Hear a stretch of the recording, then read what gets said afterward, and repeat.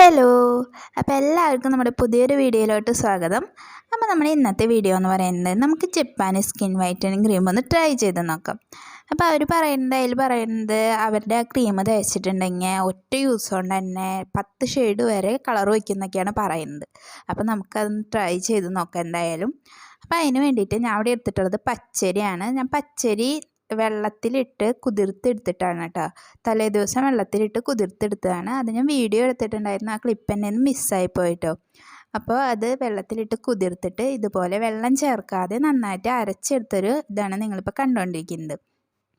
അത് കഴിഞ്ഞിട്ട് ഞാൻ അത് നന്നായിട്ട് ഒരു അരിപ്പ വെച്ചിട്ട് ഇതുപോലെ നന്നായിട്ടൊന്ന് അരിച്ചെടുക്കുകയാണ് ചെയ്തത്. അപ്പോഴാണ് ആ തരിയൊക്കെ പോയിട്ട് നല്ല സോഫ്റ്റ് ആയിട്ടുള്ളൊരു ക്രീമിൻ്റെ ഫോർമുലയിൽ അത് കിട്ടുള്ളൂ.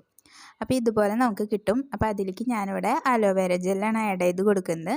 ഇത് ഞാൻ മാർക്കറ്റിൽ നിന്ന് വാങ്ങിച്ചിട്ടുള്ള വാവിൻ്റെ അലോവേര ജെല്ലാണ് കേട്ടോ.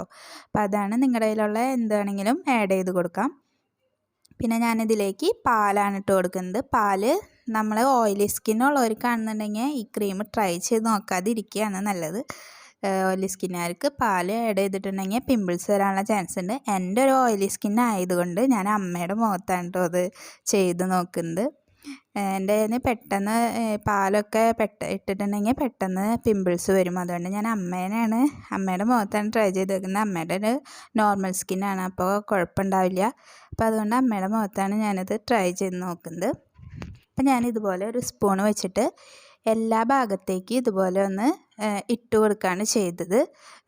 ഫേസിലും നെക്കിലും ഒക്കെ നന്നായിട്ട് ഒന്ന് ഇട്ട് കൊടുത്തിട്ടുണ്ട്. അവർ ആ വീഡിയോയിൽ കാണിക്കുന്നത് ചില ക്രീമിൽ അവർ ഡവിൻ്റെ സോപ്പില്ലേ അത് ആഡ് ചെയ്ത് കൊടുക്കുന്നുണ്ട്. പിന്നെ ചിലതിൽ കോക്കനട്ട് ഓയിൽ, ആൽമണ്ട് ഓയിൽ, അങ്ങനെ വെറൈറ്റി സാധനങ്ങൾ ഇട്ടിട്ടൊക്കെയാണ് ക്രീം ഉണ്ടാക്കി നോക്കുന്നത്. ഞാനിപ്പോൾ ഇങ്ങനെയാണ് ഇവിടെ ചെയ്ത് നോക്കിയിട്ടുള്ളത്. അപ്പോൾ ഞാനിതുപോലെ എല്ലാ ഭാഗത്തേക്കും ഇട്ട് കൊടുത്തതിന് ശേഷം ഒരു 20 മിനിറ്റ്സ് ഇങ്ങനെ വിട്ട് കൊടുക്കുകയാണ്.